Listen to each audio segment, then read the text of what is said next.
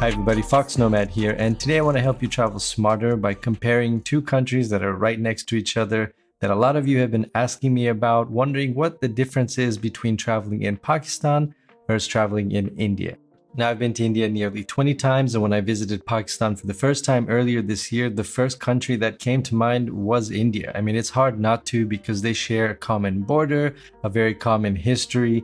There's a lot of similarities between these two countries, so it's hard not to draw comparisons. Now, this isn't to say one country is better than the other. That's totally a subjective thing and can't really quantify that. So this video isn't about that, and this video isn't this country is better than this country. It's really the differences between traveling in these two places. So these are some of the differences between traveling in both of these countries, whether or not you're planning a trip to either of these countries, to give you an idea of what it's like from a travel perspective.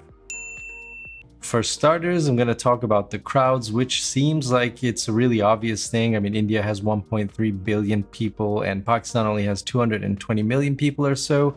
So you would think that it's really not surprising that Pakistan felt a lot less crowded than India.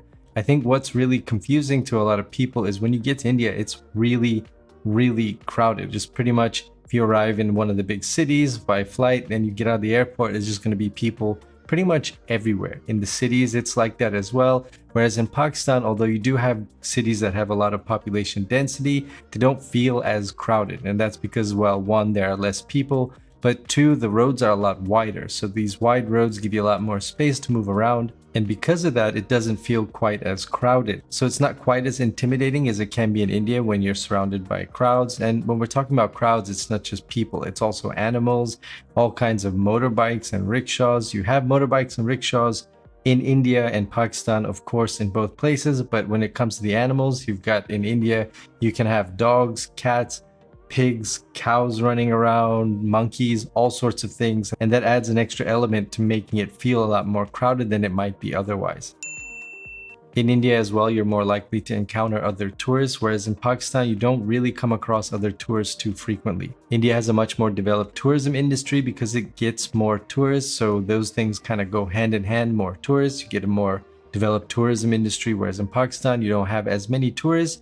So not that well of a developed tourism industry. That means if you're the kind of traveler that takes a lot of tours, or you more or less like your trips to be planned out for you before you arrive at a destination, India is, in that sense, a lot easier. Pakistan, because it doesn't have as well of a developed tourism industry, means it doesn't have all those tour packages and all those different options that you have in India.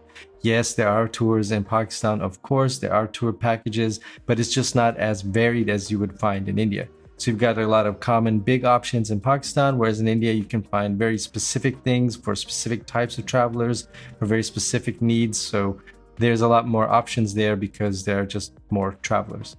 On the flip side of that, when you're in Pakistan, it's a nice experience because you really feel like the only traveler there. You really feel like you're the first person to visit the place. Now, I'm not saying that a lot of people don't already visit Pakistan. It's not that unvisited. But when you go there, you really do feel like you are arriving at a place for the first time, and it's a very unique feeling in terms of travel. There are a lot of places in the world like that where you can go, especially these major metropolis cities like you have in Pakistan, and you can walk around.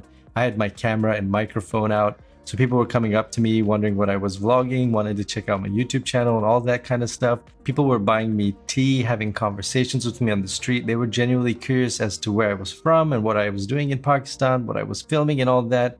Whereas in India, you do have that as well, but it's not nearly as common because tourists are just so much more common. People aren't as interested to find out what you're doing there, and it's more difficult there to kind of have this experience because they just have more tourists. Think about any big city that you visited, London, Washington, DC, Istanbul, whatever. You tend to find that since those cities have a lot of tourists, you don't really feel like you're the first person there. You feel like you're the millionth person there. Whereas in Pakistan, you had that feeling that you were the first person there. And because of that, you don't quite have as many scams. And that's because without many tourists, there's really not going to be an incentive for scammers or scammer culture to kind of develop. So if there's nobody visiting that you could scam, then you're probably not going to develop a scam around that. Whereas in India, you've got a lot more common scams because there are a lot more travelers and there are a lot of people that will take advantage of that. That is true of any place in the world. You'll always find scams where there's an opportunity. But in Pakistan, there's less of an opportunity, so there are less scams. If you want to see some of those scams that I came across in India, I made 2 videos about those, so you can check that out in the description below or up here somewhere. I'll link to that. So if you want to check out those scams, they're pretty easy to avoid. There's nothing that's gonna really be that dangerous or really that difficult to avoid. You just got to know what to look out for. So initially, those 2 big differences in the tourism infrastructure are going to mean 2 different things for 2 different types of travelers. The first is, if you're somebody who's very adventurous, you like traveling on your own, you like making your own plans, you like kind of winging it day by day, making plans on the go, then Pakistan has a lot of that to offer for you. You've got that a lot in India too, which is kind of nice as well. So you have that in both countries. But if you're somebody who likes a tour package, somebody who likes having their plans set out for them, and you like a much more predictable travel experience, then India definitely has more options for you. And it's definitely an easier country for first-time travelers, whereas Pakistan is a more kind of DIY right now. Another thing that I noticed was in Pakistan, there were more women working in the service industry. So at hotels or at restaurants, seeing more women at check-in at the hotel behind the counter or at restaurants as waitresses.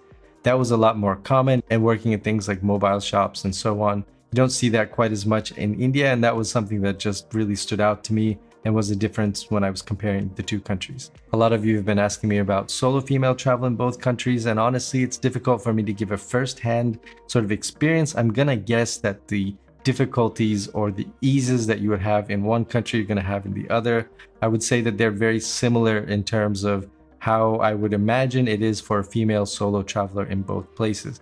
Probably again in India, you're gonna have more scams and it's gonna be more crowded. That's not to say it's a worse place to travel. That just means there are more tourists. So there are going to be more scams and it's more crowded. That's a fact. So that might be more overwhelming as well. So that might add another element for a solo female traveler that might be difficult to deal with.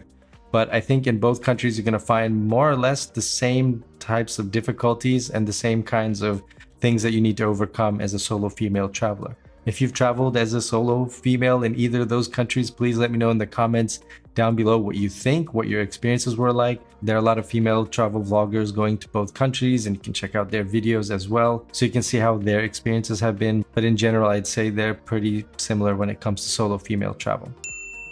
Going on to the cuisine, well, it's pretty easy to say the differences between the 2 because they're pretty much the opposite. I will say this, that the base of everything seems very similar. So the spices that you get at different latitudes seem to kind of match up in India, what you would get in Pakistan and so on. The further south you go in both countries, the spicier the food gets, which is great. Both cuisines are very flavorful, which is really nice. Both cuisines have a lot of variety, but in India, you're not going to find much red meat at all. Whereas in Pakistan, meat is a huge part of the diet. Barbecue meat, red meat from lamb, from cow. So you've got beef, you got chicken. It's a super heavy animal protein diet. That is a fact. When I was in Food Street in Lahore, for example, it was barbecue city. When I was in Karachi, it was super spicy barbecue city.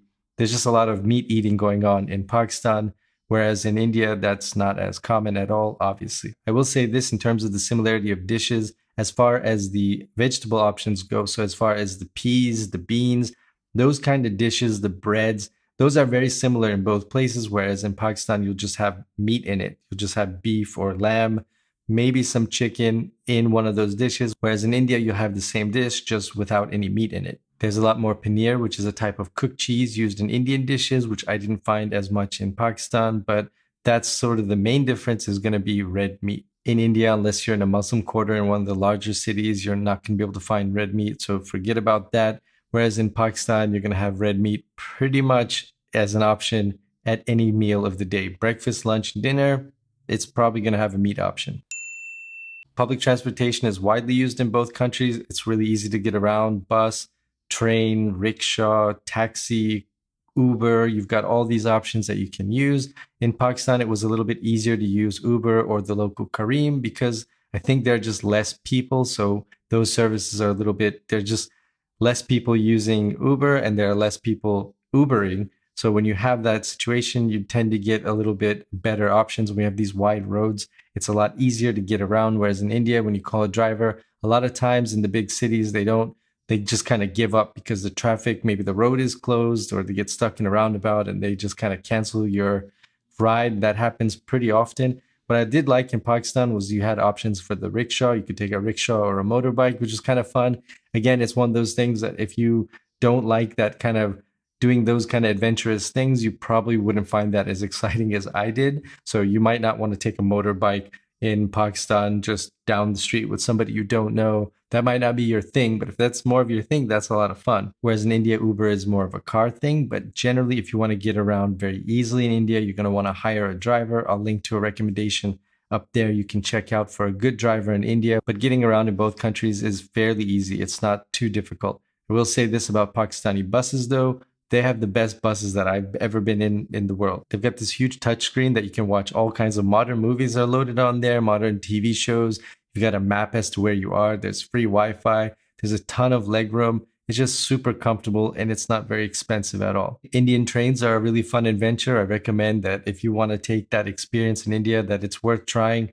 It's definitely something that's really fun to do. And taking a train ride in India is one of those experiences that I recommend that you do at least once if you're going to be visiting the country, because it's a lot of fun and it's just one big adventure. In terms of cost, both countries are fairly inexpensive if you're coming from abroad.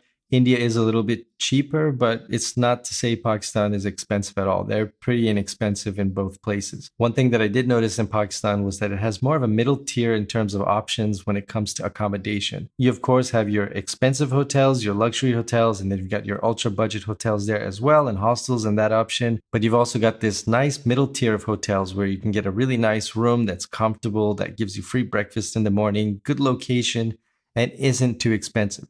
So it's not as bare bones as ultra budget and it's not as expensive as a luxury hotel. And when it comes to those ultra luxury options in Pakistan, those are not that expensive when compared to India. Whereas in India, you've got much more stratification between the accommodations. So an expensive hotel is going to be very, very, very luxury and expensive. Ultra budget is going to be ultra budget. So you've got those two options. If you want to go all out balling in India, you can definitely do that. Or if you want to just go as cheap as possible backpacking on basically nothing, you can also do that in India. The twist is that in the middle there, if you want to get something that's kind of in between, just like a normal hotel, just a nice place to sleep, that's maybe not in a terrible part of town, that has a nice bed, that the sheets are clean, that you get breakfast in the morning, that kind of stuff, that's a little bit more difficult to find in India. There's not that middle tier of hotels yet. But I have noticed in my recent visits that it is increasing. So you're finding more and more of those options.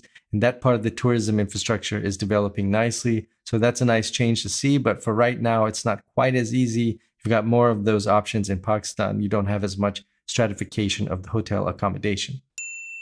And when we talk about the people of both countries, both people in India and Pakistan are very friendly. I found them very warm and very accommodating, very hospitable.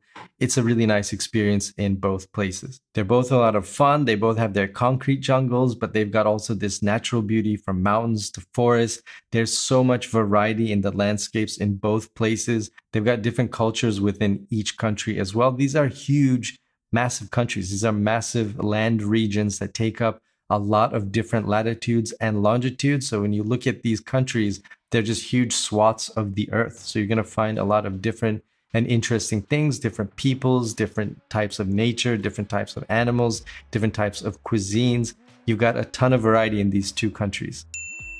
There's an adventure to be had for sure in both places. They're just at different levels of the tourism development as far as the infrastructure goes. I think Pakistan, as it gets more popular, is going to develop that tourism infrastructure, but I hope it doesn't lose a lot of those things which have made it a really special travel destination right now. But inevitably though, as that infrastructure does improve, it's going to be a lot easier for more people to travel there, and that's going to invite more tourists. So I definitely think you're going to see that rapid development of the infrastructure. It's going to be a lot easier of a place to travel. And I think you're going to see more people traveling there. You're going to see it more on social media, on YouTube, for example. India has a well-worn tourism path and Pakistan is well on its way. I will say this though, if you're planning on visiting India or Pakistan, it might be worth it if you've got the time and inclination to consider adding one of those other countries to your trip.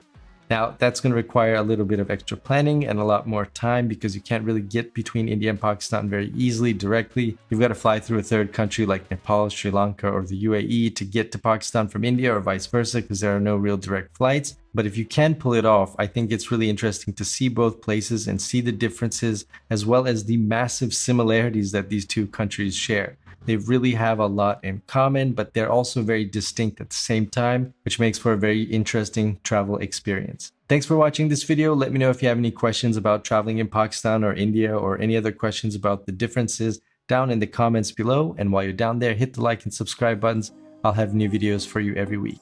Thanks very much for watching, and I will see you in the next video.